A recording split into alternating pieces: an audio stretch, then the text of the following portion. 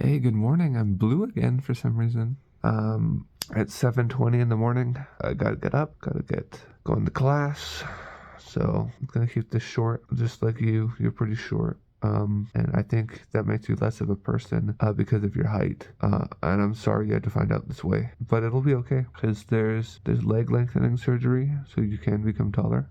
And you can wear platform shoes and things like that. So I'd really recommend that you go do that, so you stop being such like a small, tiny, nothing person. Okay, sweet. I'll see you later. Hey, what's up, my crackers of the corporeal realm? I hope you're out there representing. I just finished school.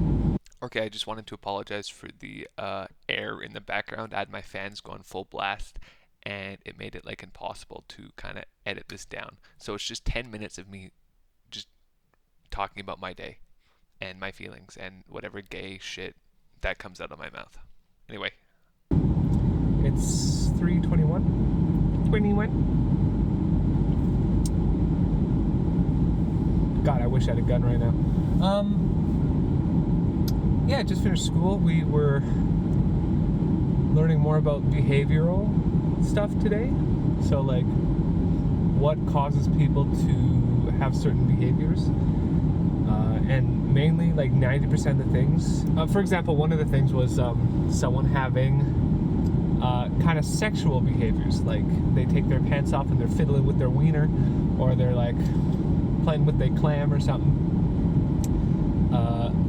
And they were just teaching us, like, don't immediately assume when dealing with these people that it is sexual what they're doing. What they are doing could be because they have to use the washroom and they can't properly communicate that, like, verbally or non-verbally. So, like, they feel discomfort in their penor, and they're like, something's wrong, but they don't know because they have dementia. The other thing is it could be because they have an infection or like a UTI or something down there. So that could also be why they're taking their pants off and touching their genitalia. The third reason as to why people could be taking their clothes off in public in these dementia wards is because they're hot. They're overheated and they can't verbally or non-verbally express that, so they are just taking off their clothes to cool off. And if it's none of those things, then they may be straight up playing with their penor in the lunchroom. So you have to be like, hey dude, let me take you somewhere more private so you can do what you gotta do.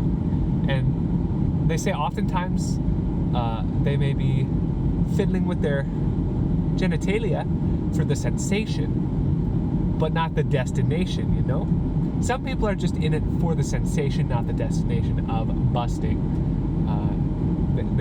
They could be like, oh, this feels really good, oh my goodness, and then they get distracted with something else and they completely forget whatever they were doing.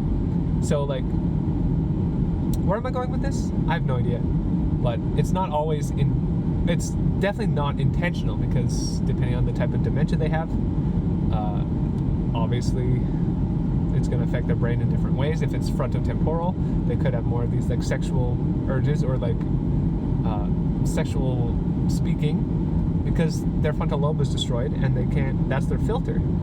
So if I was looking at you and I'm like, god damn, you got the fattest fucking ass and you look like you're pregnant, I wouldn't say that. If like someone with a non-functioning frontal lobe might just shout that out at you as you're walking past or something.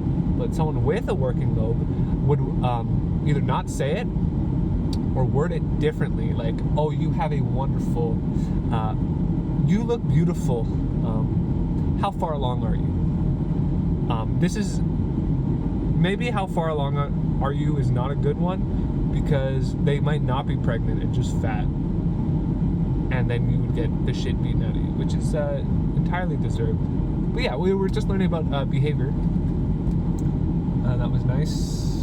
Very informative. Then this afternoon we had some guest speakers come in from hospice care, and they were kind of telling us about it. I did not realize hospice care was so, at least the one here is so community driven, and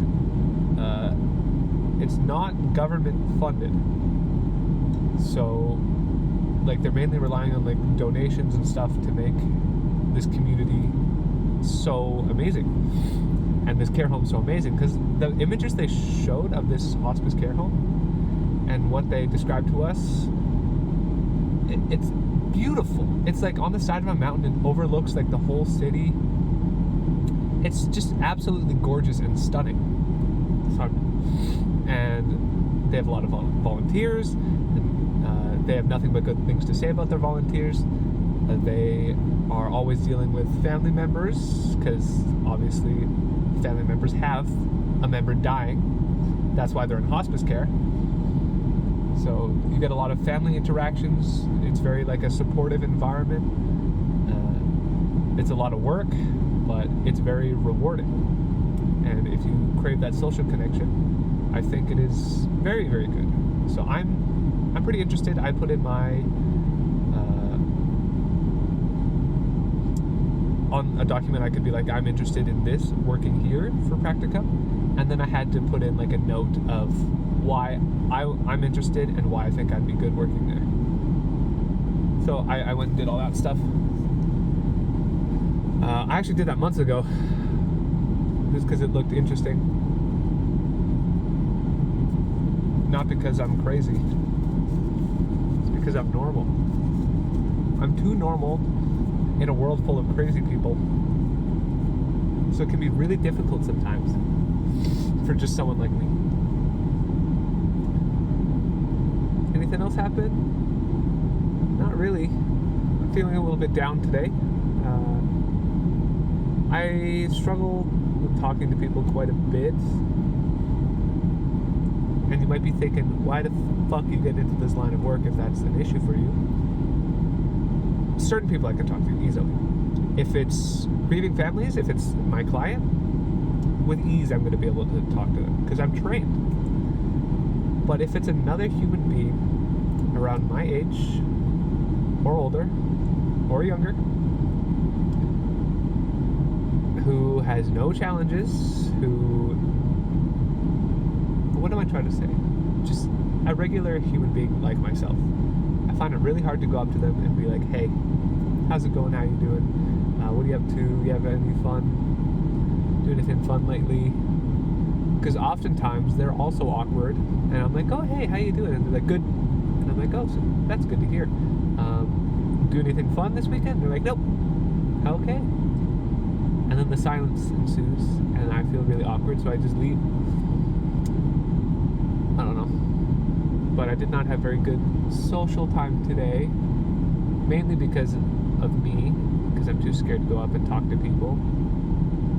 Because I always feel like, this is something I'm really trying to work on not feeling like, but I always just feel like a burden to people. I'll go up to them. Well, this is why I never want to go up to them, because I'm like, they have their friends. I'm literally adding nothing to their lives, and I feel like I'm just harassing them, basically. So that's why I really don't want to walk up to people, because I just feel like I'm harassing them or just a burden on them, which I should not have that view. There are many people, and I have to keep telling myself this, that do not view me as a burden, and they do enjoy my presence. But it's hard, because the brain is a really complicated system that is very often trying to fuck you over for no reason whatsoever. We're not in the caveman era anymore. I don't need certain functions of my brain. I got a retard max this year, okay? Let me retard max, let me stupid max, and then I'll be golden. I'll be so dumb that I won't even be able to recognize dangers or recognize fears or anything. I'll just be like, hi, how are you? Oh my goodness. Yeah, this is what I did today. I had 7 cookies. Oh, I love cookies so much. Cookies, you know how you make cookies and they're like, oh, blah, blah, blah, blah. Yeah, I could just become a yapaholic. So definitely, new goal this year, retard max. Okay, I'm done talking because I'm actually retarded, but I'm not maxed out yet. And I'm gonna go home and preparing myself for Thursday. I got to edit some videos, and then I'm just gonna fucking grind. I'm gonna look through all of my coursework over the past semester, make sure I'm not forgetting anything, and try to learn some other things, learn some resources or stuff that I could recommend families if they're going through a tough time, or more ways to talk to my client or interact with my client. And also I need to refresh my memory on like bed bathing, care, just like mouth care, bathing care, changing blankets with someone on a bed, just everything like that. I need to refresh my memory. I also got to work out today. I got to do arms, so hopefully I'll get that done. And I would also like to run today. So I have a lot of things I'd like to do. I'm gonna try to let's do working out as my number one thing. So arms, number one. And just because of my shitty memory, I can't remember everything else I just said now. All I can remember is arms. So yeah, anyway, I'm just gonna drive home, and I'll maybe see you with whatever I'm doing next. I'll maybe see me with whatever I'm doing next, you know? I'll see me, not you, because I don't see you and I don't know who you are. But I see me in the camera right now. And I see a fat fucking retard. Yeah! Here's my dinner. A little bit of slop for a little big guy. For a big little penis guy. I'm outside. I'm gonna go for my run now.